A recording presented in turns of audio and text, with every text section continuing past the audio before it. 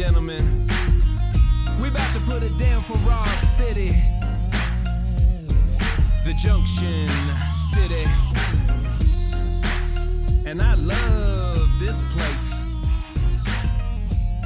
All right, welcome out to the Ogden Wire, and we are here today joined by a couple of gentlemen from Weber County. I'm going to let them introduce themselves and tell us their titles, and we're going to get into talking a little bit about the Men's World Curling Championship that's coming up here at Weber State. I am joined by Marty Smith. Marty, your title at Weber County? I'm the Director of Culture, Parks, and Recreation at Weber County. That's a big umbrella. We can get into what all that entails in just a minute. And on my other side, I've got Todd Ferrario. Todd, tell them what you do. I'm an assistant director for Culture, Parks, and Rec, or Sherpa. Sherpa. One of the two. Always hauling the heavy stuff. Yeah. So if you get out and you enjoy anything in Weber County, like anything from North Fork Park to Fort Buenaventura to the Ogden Eccles Conference Center to the ice sheet to the shooting complex to the archery range, so much falls under your umbrella. And we are here to talk about something that's really cool about to come to one of our great venues, the Weber County ice sheet. And that, tell us a little bit about what we can expect here in the end of March. What do we got coming at us? In March 27th through April 4th, we have the LGT Men's World Curling Championship, which is basically a world event, as it's expressed in the title. Surprisingly, it comes right after the Olympics. Yeah, on the which is heels kinda of cool. the Olympic Games. Right on the heels. So there actually is a lot of... I was surprised at how much attention kind of came with curling this time around at the Olympics, so we're hoping that excitement will sort of overflow into our event coming here next month. But basically, we were approached by the World Curling Federation, the Utah Olympic Legacy Foundation, who then in turn approached Sarah Tolliver at Visit Ogden, who then turned to us because we're the venue, and they just said, "Hey, do you want to bid on this event?" And we said, "Of course." It's what we do in Ogden. We basically say we find a way to say yes, especially with a world event. We want to do that. So. Sarah and Todd did most of the work on the actual bid process. They did a great job in building that bid, put it together, and then they gave it to us. Todd, I don't know maybe you can talk about what went into that bid and getting it. Well, the beauty of it is we've been there and done that, right? We had the Olympics in 2002, and we were in the curling venue. I wouldn't say curling is the biggest sport we have at our ice rink, but it's an important piece. So we were more than excited to bring it back. Obviously our state is looking forward to 2034. And as Marty mentioned, Visit Ogden does a good job at throwing maybe strange items sometimes at us to see if our glove will catch them. And we said, you bet. We were very lucky, as we'll talk about a little later. The state had earmarked some funds for the sustainability of past Olympic venues. Couldn't come at a better time. Some of the improvements we'll talk about later, we're due to that. We don't have $3.8 million to pull out for a World's event, but we were going to rehab that facility as well, and it's given us a good push forward. So. Now, correct me if I'm wrong, that was purpose-built for the Olympics, is that right? The ice sheet was originally built for the curling venue in 2002, and then understanding it would continue to be a hockey rink and everything else, right? Correct. Utah, as well as some other countries or venues, the idea is to leave a legacy for the community. So, yeah, that was actually the first specific venue in our state to be built for the Olympics. And you guys know Rice Eccles and a few are existing buildings or facilities to be used. But that ground up was the first one in our state. The interesting thing about that is it is a great example of post-Olympics being so successful that we needed to expand it, which Todd was a part of. Anything that's hard to do, we turn to Todd in this county and say, hey, will you go do this project? But expanded it. Weber State came on board, built that field house above it because it's on their property, and it's a big complex there that is full all the time. Awesome. So it was previously an Olympic venue. Now it's going to be hosting a World Championships, but there's been a 24-year span since the Olympics were there. What improvements were needed to be done? What can people see that's going to be different when they walk in to see the World Championships? Well, I tell everybody you're going to see some things and some things you're going to feel. And by feel, I mean we have a huge infrastructure to run an ice rink, right? Mm-hmm. We're heating a building to put ice in. Not necessarily the best combo, but our fans don't like to sit in 20-degree buildings. Part of that, almost $1 million of that goes into compressors and chillers, which are allowing us to be ice rinks. pure and simple.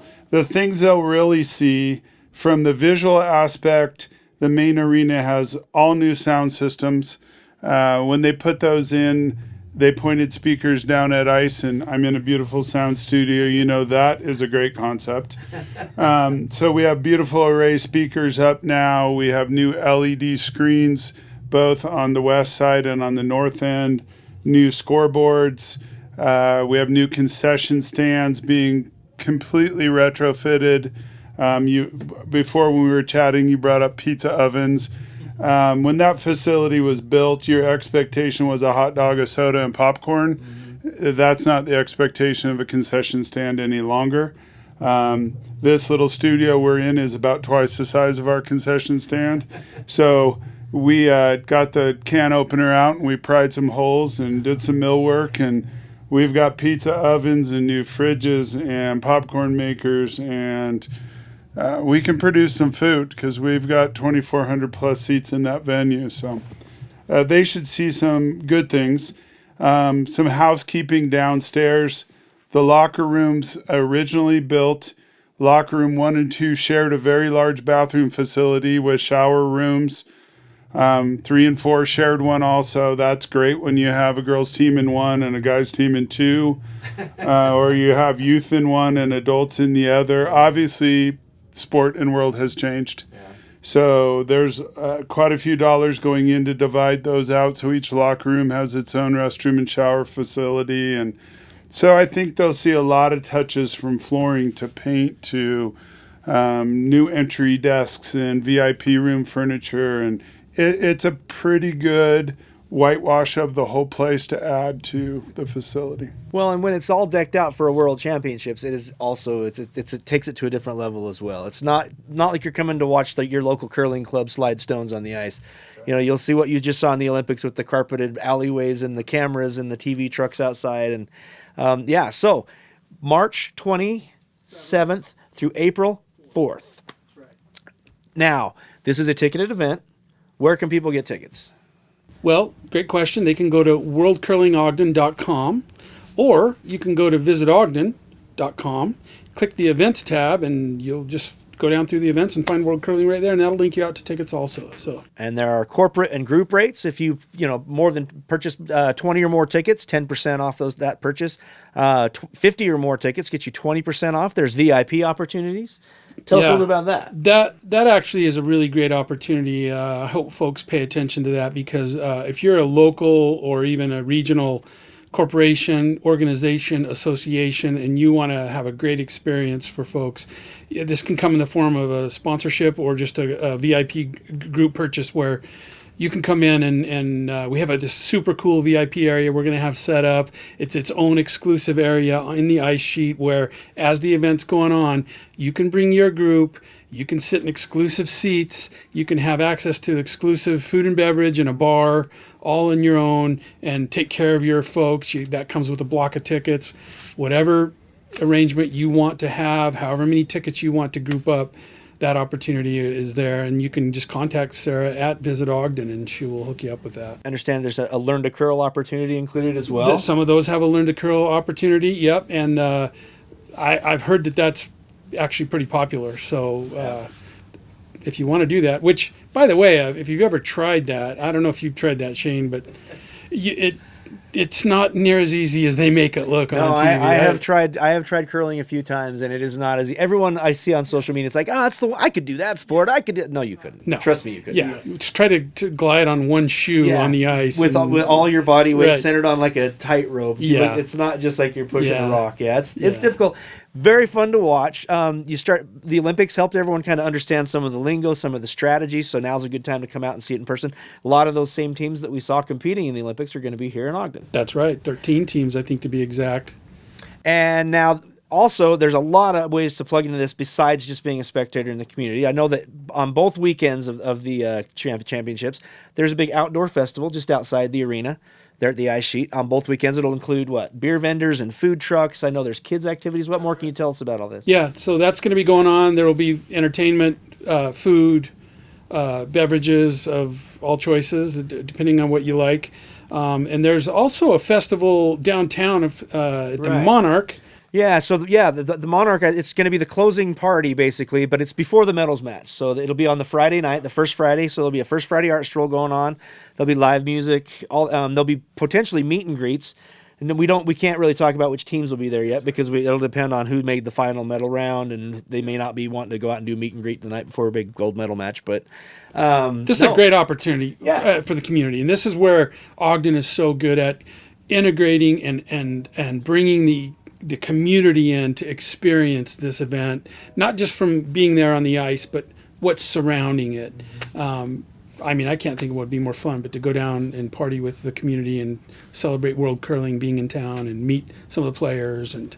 Yeah, you know. I mean, there's a vibe about the sport. I mean, there's an entire culture around the sport that it just leans into that. And part of the official rules of curling is the losing team has to buy the winning team a round of drinks. So, these guys like to party. Yeah, so. this comes with its own culture. You're exactly right. I mean, curling is its own thing, and they embrace sort of the party culture, I think, probably a little bit. And just, but we were just commenting on how the change in athletes in curling over the last 20, 25 years is these guys are kind of ripped. I mean, they're serious. It's serious business, as you saw in the Olympics. Well, the former mayor of Ogden, Mayor Caldwell, was the manager up there at the ice sheet during the Olympics, and helped run that venue.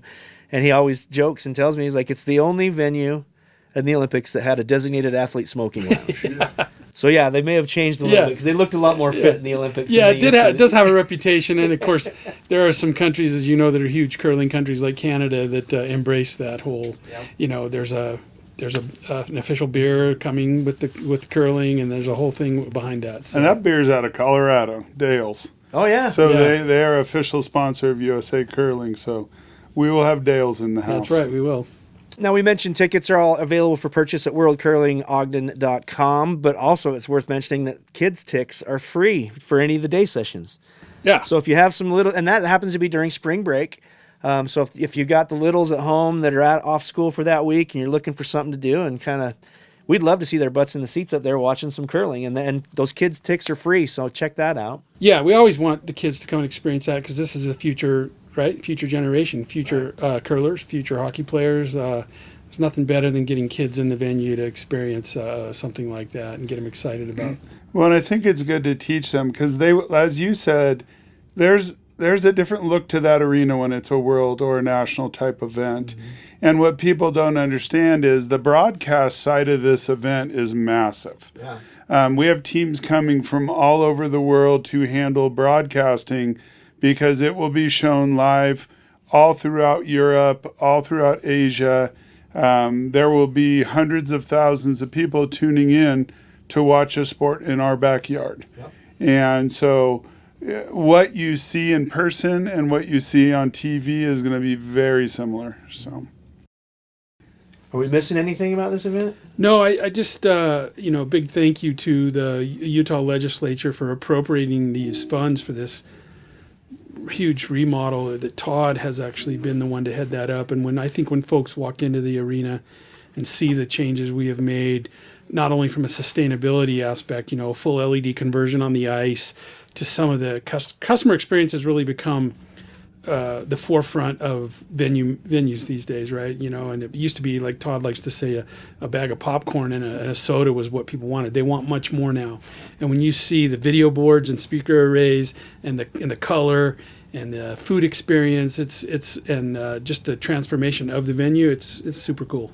Right, on March 27th through April 4th at the Weber County Ice Sheet up at the campus there at Weber State University. Plenty of parking around the D Event Center. OGX will drop you right nice close if you want to stay downtown or commute back and forth from downtown. Again, kids' ticks are free. And then make sure you plug into those community events. Even if you don't get into the arena, come check out the festival outside up in the parking lot out there just outside the ice sheet. And do not miss the closing party down at the Monarch on Friday, April 3rd. That's the first Friday art stroll. And that's one night before the medals match, so you'll get a chance to meet and greet some of those curlers you've been seeing. Am I missing anything, fellas? No. All right. We covered it all. Hope to see you guys at the ice sheet. Great. All of the drinks. Is this my town? I love this place. Can we get down? I love this place. Ogden all day. I love this place. I love this place. I love this place. Is this my town? I love this place. Can we get down? I love this place. Ogden all day. I love this place. I love this place. I love this place. It's my hometown.